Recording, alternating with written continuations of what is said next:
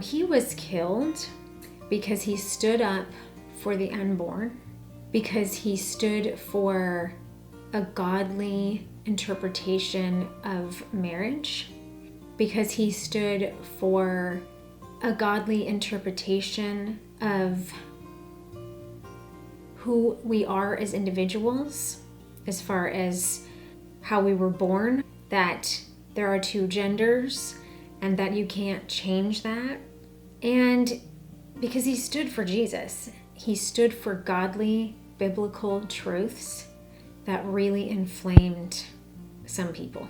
I think this is a moment in time where we all need, as believers, to reflect on how we have been living in our society for the past decade or so. There has been this movement of what has been called tolerance, acceptance, love, and I think at this point it's pretty clear that was really not the agenda. Tolerance of each person's view is not the agenda.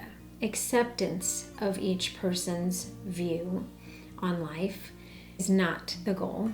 Loving everyone was not the goal. I think silence was the goal. The goal was be tolerant of my view or else stay silent.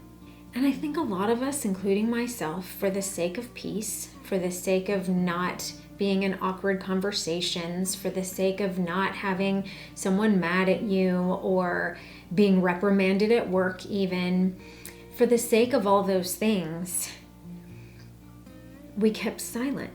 And the only voices, really, other than people like Charlie Kirk and a few others, the only voices that were really being heard was pretty one-sided because everyone was afraid to say anything. Including me. I would say something if I was asked, but I was not vocally advocating for biblical principles even if I was unpopular.